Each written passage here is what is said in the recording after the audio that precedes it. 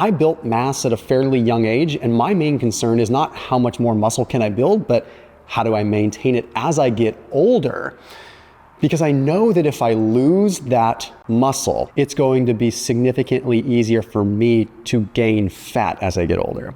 Obviously, metabolism can change as we get older. It might get easier to store fat in the first place, just energetically. But the more muscle mass that you have, the better likelihood of fighting off the sort of belly fat accumulation and whatnot. So it's important to me to maintain mass, not because I want to be big and strong, but honestly because I want to keep off the belly fat as I get older into my 40s and my 50s. So the reason I need to give Dr. Andy Galpin credit here is because he gave me a tremendous analogy that is going to make things make sense for you and actually take the pressure off of you a little bit. After today's video, I put a link down below for Timeline Nutrition. Timeline is a unique company that has a patent on a product. It's called MitoPure that is urolithin A. Essentially, it is what is called a postbiotic. And what a postbiotic in this case does is it stimulates or encourages mitophagy. So the mitochondria will go through its sort of natural recycling and changing of that organelle, but sometimes it needs to repair and rebuild, right? And as we get older, this becomes even more important. So urolithin A is one of the only research compounds and published in a lot of peer-reviewed journals to be able to do this. And it's extracted out of pomegranates, but the thing is that only 30 to 40% of people will actually create urolithin A when they eat pomegranates. So bottom line is that's a 10% off discount link. You can check them out. If you click on that link, you can learn more about it. I've also talked about it a bunch in various videos, so you can check those out too. But that link down below, 10% off, Timeline Nutrition, MitoPure, utilizing urolithin A. Awesome stuff. Okay, so Dr. Andy Galpin mentioned this thing where your muscles are almost like department stores. Okay, and they start with these managers. These managers are in the department stores, and you might only have like 1 or 2 managers for this store. But as you build muscle, the store gets bigger and bigger and bigger. So as the store gets bigger and develops new locations, you have to hire more managers. It's just the only way it would work, right? So your muscle's like this, except it's changing code, it's developing, or it's activating satellite cells, which help the muscle grow and fuse and grow. Basically, you're developing more infrastructure. And at a genetic level, you're almost literally hiring more managers. Okay, so that's great. You've built this big department store muscle with the managers. What happens if you shrink? What happens if you lose muscle size? What happens if you're just maintaining, you're no longer growing and hiring managers? The interesting thing is that these managers, these components of your muscle, they are tenured.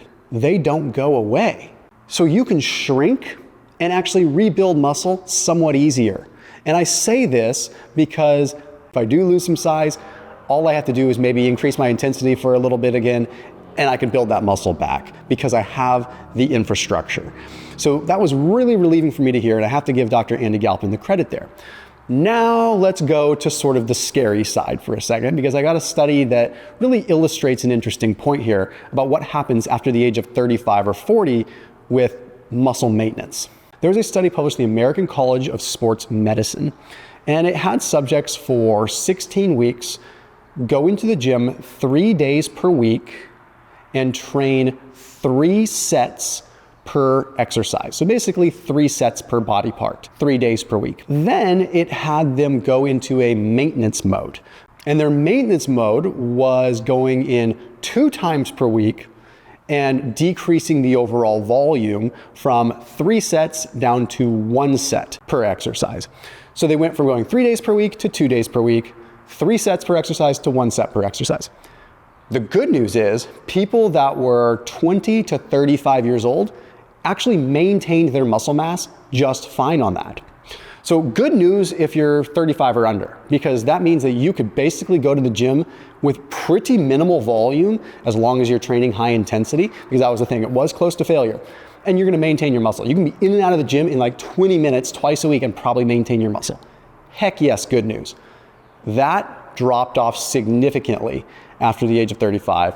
And at age 60, they flat out were not able to maintain it all. So it just went down after that. It's harder and harder and harder to maintain muscle as you get older.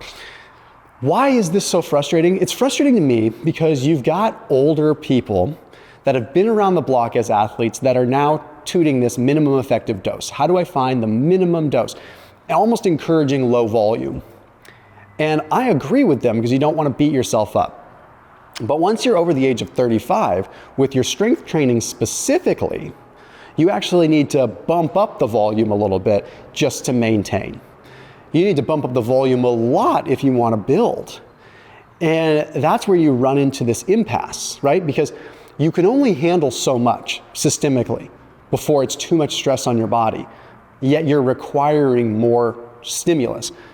The process of building muscle, the process of muscle protein synthesis becomes less efficient as you get older.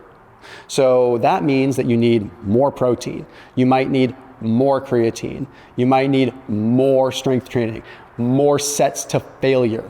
And that's the other thing that we've seen is that when you're looking at older populations, training with intensity still seems to be the most important, especially if you've already built that muscle. There's a study that was published in Frontiers of Physiology, and it did make it pretty clear. It's like when you first start training, you don't need to lift that heavy, you don't need to train to failure, but the more conditioned and the more trained that you are, the harder that it is to build muscle without training to failure. You really have to push to failure. That being said, if you can get yourself closer to failure, if you've had the muscle already, you're gonna build it quick. Does that make sense? Like you've gotta be able to train at a higher intensity. So what does this mean? Like how do you quote unquote not lose muscle and gain fat as you get older, like the title of this video, right? Like what do you do? Well, we have to look and find the sweet spot. So first off, it seems as though training about 2 days per week is gonna be the minimum that you need to train. You also need to train at a minimum of 80% intensity.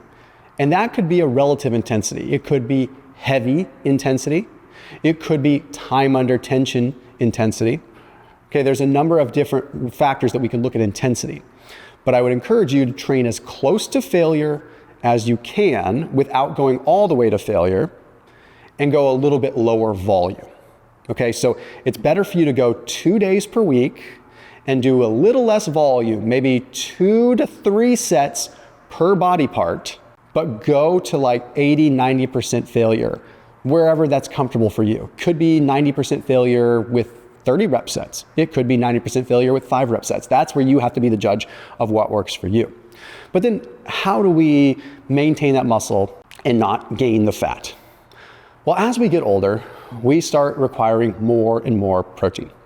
Now, when I had Dr. Gabrielle Lyon on my channel, she was talking about the daily recommended allowance of 0.8 grams of protein per kilogram of body weight, which is just like dismal. If you were to follow the daily recommended allowance of protein, even with adequate training, you'd lose muscle mass over the age of 40.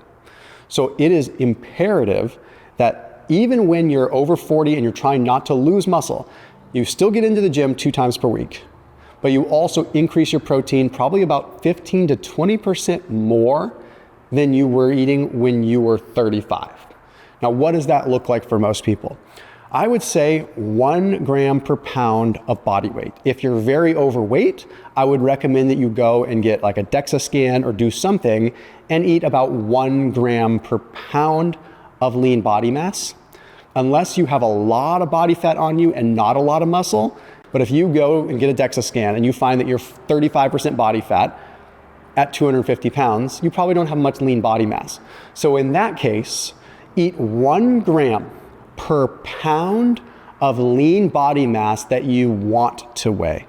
So let's say you had 100 pounds of lean mass and you want to be 130 pounds of lean mass, right? You'd want to increase it to that, or 200, or whatever your number is. So try to set that number at the lean body mass that you want to weigh.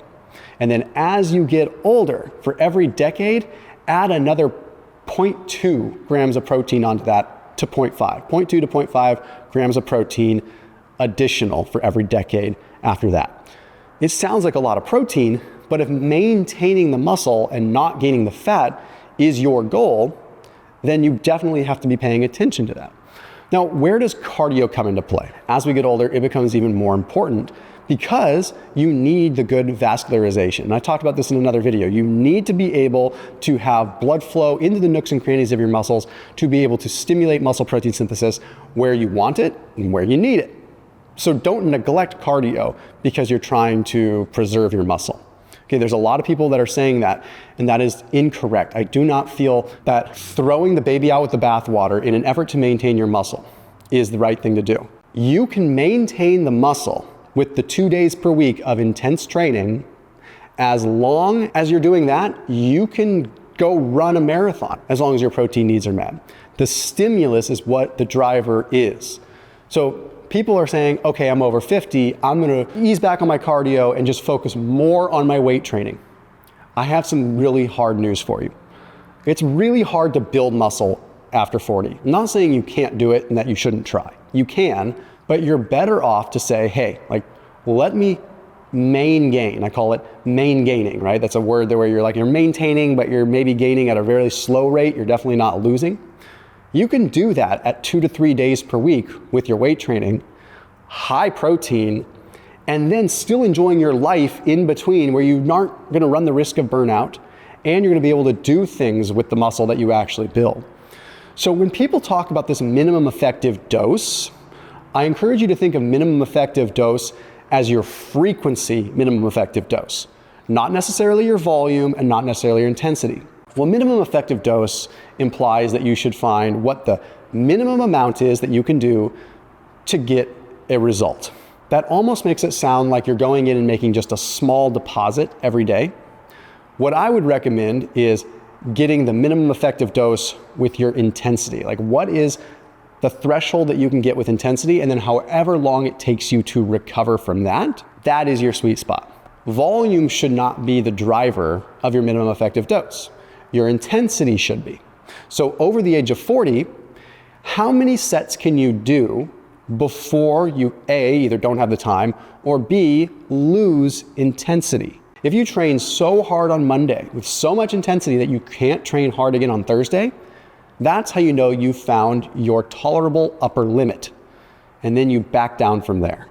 And you can't ever really find that without occasionally trying it. Now, how often should you be doing cardio or high intensity interval training? Well, that's a good question, because if fat loss is your goal, then you probably should be adding some form of HIIT into the mix. Personally, I am a fan of what is called a Norwegian 4x4, or doing these longer 3 to 5 minute bouts of high intensity interval training, followed by a 3 to 5 minute rest, like a 1-to-1 ratio, and just doing 4 sets of that. Dr. Rhonda Patrick's a fan of it. It's talked about all the time. I think that is a very good way to build VO2 max and to get the cardio in, and you could get away with doing that twice a week. The other method that I would say is really good for fat loss is one that I learned from Chris Hinshaw, and that is going 8 to 20 seconds of high intensity with 8 to 20 seconds rest. It sounds brutal, and it is, because you're going high intensity, rest, and you're going still 1-to-1 ratios. Now, that's getting into the weeds, and I can link out to some videos that might be good to watch on that so we don't have to spend the time here. But the entire purpose of this was to find how much do we need to just maintain. So if you're over 40 and you're just starting to work out, you can pick up a barbell and you're gonna put on muscle. If you're over 40 and you've never worked out, you could squat and you will probably get stronger. But if you've been training at all in your 20s and your 30s, you're gonna need more if you're trying to build. But if you're maintaining, you've got the infrastructure, all you need to do is make these deposits with intensity, and you will maintain and you will keep the fat off. I'll see you tomorrow.